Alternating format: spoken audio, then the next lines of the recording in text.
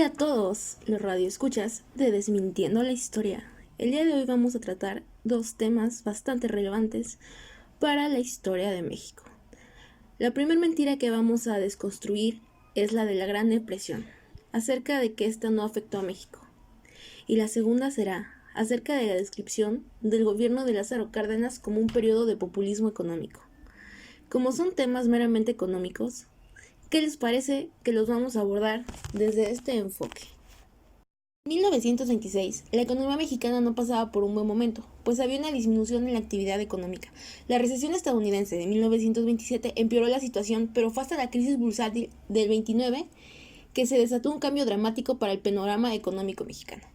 Las políticas monetarias, fiscales y comerciales, seguidas por las grandes potencias, a partir de ese acontecimiento, fueron desmantelando la estructura multilateral del comercio y las inversiones. Provocaron una desglobalización de las relaciones internacionales económicas durante los siguientes años. México fue, sin duda, uno de los países más afectados de la Gran Depresión.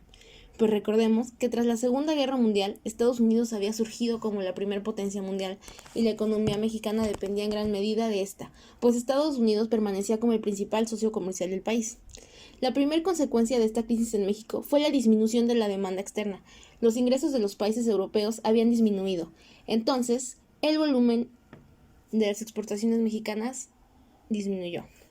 Solo entre 1929 y 1932 el intercambio comercial mexicano disminuyó un 28%. Por su parte, el volumen de exportación disminuyó un 37%.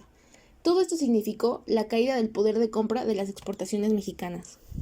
Las medidas proteccionistas comenzaban, pero los despidos masivos dentro de las instituciones públicas y la reducción de salarios fueron un factor apremiante social y una entrada más al presupuesto nacional. Así, entre 1929 y 1932, México arrojó superávits fiscales de alrededor del 13% del gasto público. En diciembre de 1930 se fundó la Comisión Reguladora de Cambios, con el objetivo de estabilizar la paridad cambiaria, situación que no cambió, pues las reservas internacionales caían más rápido, llegando a 6.1 millones de dólares, lo que desató el pánico entre los ahorradores, lo que provocó que estos retiraran masivamente sus fondos de los bancos. La respuesta de contención del gobierno fue la de emitir la ley monetaria el 25 de julio del mismo año. Esta retiraba al país oficialmente del patrón oro, ya que lo desmonetizaba. El fin de esta política devaluó al peso, que pasó de una equivalencia con el dólar de 2.43 en 1931 a 3.14 a 1932.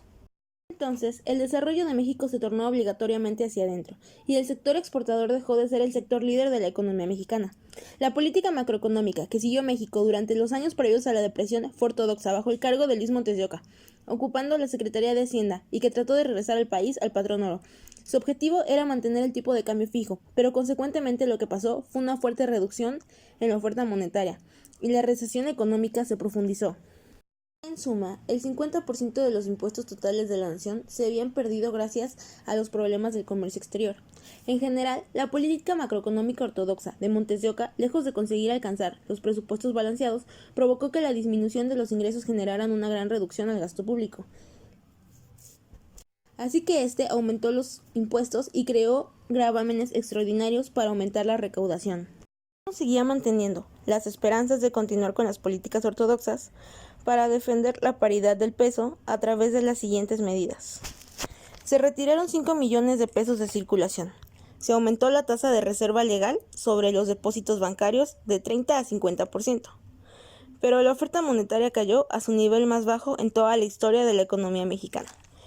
El nivel de precios cayó 20%, los recursos financieros 37%. Esto aumentó la tasa de interés. Montes de Oca habían fracasado tanto que tuvo que renunciar a la Secretaría de Hacienda y en 1932 Alberto Pani llegó a su mismo cargo como ministro de Hacienda. Sin embargo, todo estaba por cambiar cuando en 1933 Franklin D. Roosevelt inicia la política de compras de plata, que tenía el objetivo de aumentar el valor de la misma para contener la situación de las zonas mineras de Estados Unidos. Esta política resultó ser particularmente beneficiosa para México, ya que en el mismo año se firmó un tratado con el cual gran parte de la producción de plata mexicana comenzó a ser comprada por este país, lo que generó volver a estabilizar el precio del alimento. La recuperación del precio del petróleo comenzaba a hacerse evidente. gracias a la expansión del sector automovilístico. Esto aunado al descubrimiento de un nuevo yacimiento en Poza Rica, que aceleró la producción de petróleo en México, fueron los parteaguas para vislumbrar una gran mejora en la economía mexicana.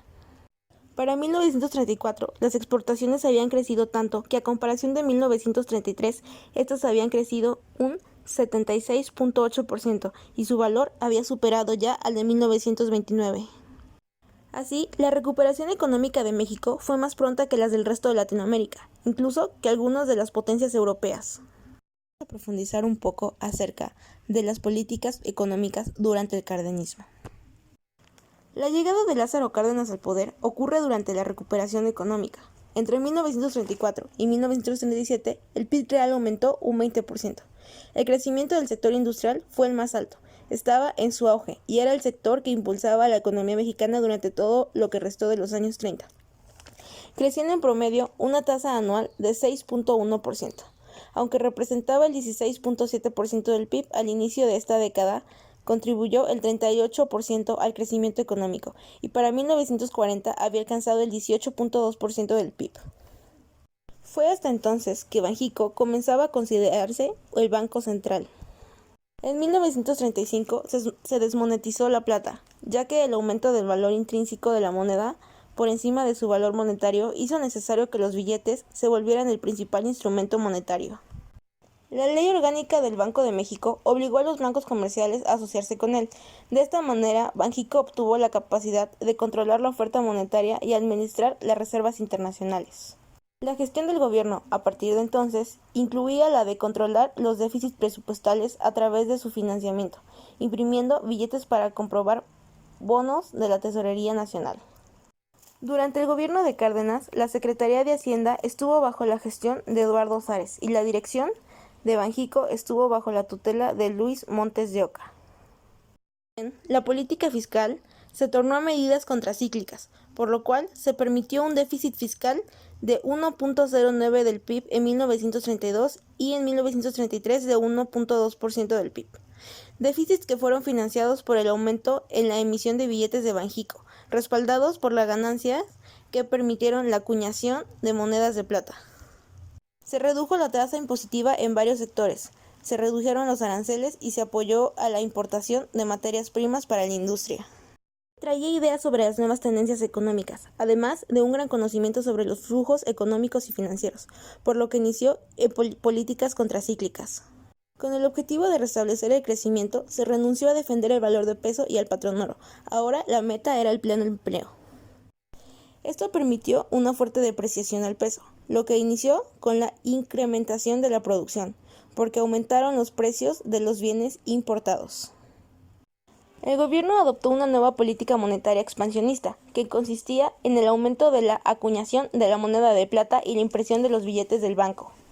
El dinero en circulación aumentó en 72.3% para 1934, lo que hizo crecer los precios en un 12.3%, y en las tasas de interés se disminuyó de 12 a 8% entre 1931 y 1932. Los notarios no se hicieron esperar, pues en 1933 se promulgó la Ley de Justicia Fiscal. En 1937, la instalación del Tribunal Fiscal. En 1938 ocurrió la promulgación del Código Fiscal con el objetivo de disminuir el fraude al fisco y restablecer la confianza y seguridad de los contribuyentes. El nacionalismo revolucionario fue el fundamento básico de la política propuesta por Cárdenas, la que incluía una mayor intervención del Estado en la economía, aunque se mantenía el libre mercado. El aumento de la intervención del Estado en el mercado laboral fue facilitada por la Ley Federal del Trabajo de 1931, ley que respaldó al movimiento obrero y que lo enfrentó al sector empresarial. Cárdenas dio prioridad a la continuidad de la política del reparto agrario que comenzó en la Revolución, y se distribuyeron más tierras que en el conjunto de las administraciones pasadas, cerca de 18 millones de hectáreas, pues elegido para Cárdenas debía representar parte fundamental de la economía nacional. Benefició directamente a los campesinos. En general, la política agraria fue fuertemente incentivada por un aumento de la inversión pública en el campo. En 1938, la producción petrolera se encontraba en una situación muy diferente a la de su auge. Así, la expropiación fue el resultado de un conflicto laboral y la negativa de las empresas petroleras a acatar el mandato del gobierno. Esta decisión significó un conflicto diplomático que no fue a mayores por su coincidencia con las vísperas del inicio de la Segunda Guerra Mundial. Este asunto contuvo las represalias de países extranjeros hacia México. Al expropiarse las empresas petroleras y la asignación de la producción petrolera al Estado, se creó una gran fuente de ingresos, poder y recursos para el gobierno. En la política se agregaron nuevas instituciones públicas al sistema bancario. En 1934, la Nacional Financiera. En 1935, el Banco Nacional de Créditos Ejidal. En 1937, el Banco de Comercio Exterior. A esto se sumaron el Banco Nacional de Crédito Agrícola de 1926 y el Banco Nacional Hipotecario de 1933, para promover y activar las empresas, además de financiar la inversión pública.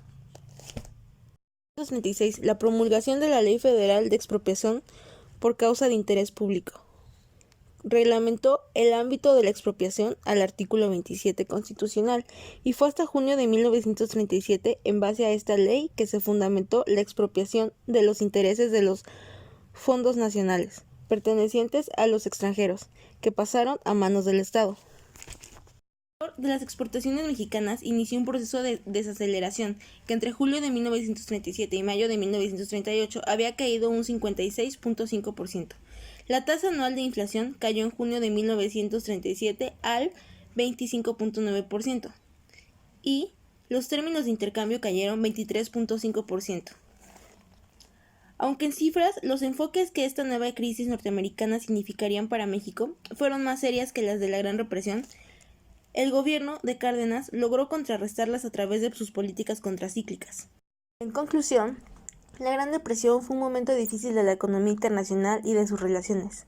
Esta crisis desató una avalancha de más crisis internas que estancaron y definieron la economía de países dependientes, como México, el cual resultó muy afectado, sobre todo porque las políticas que debían de contener esta situación fueron desarrolladas por un secretario de Hacienda de corte ortodoxo, que se encontraban totalmente desenfocadas de las necesidades del país. Sin embargo, las medidas del nuevo secretario Panin fueron contracíclicas y, a manera de suerte, estas fueron la llave necesaria para comenzar con la recuperación del país. La llegada de Cárdenas significó un gran cambio para el enfoque económico mexicano. La economía interna se volvió a favor del pueblo y se desarrollaron políticas sociales, infraestructura y en general hubo un gran aumento del gasto público. A nivel macroeconómico, el Estado comenzó a intervenir en la regulación de los precios y se trató de mantener más regulada la economía del país. En conclusión, Cárdenas fue el primero en utilizar instrumentos de política económica de manera más asertiva hasta ese momento.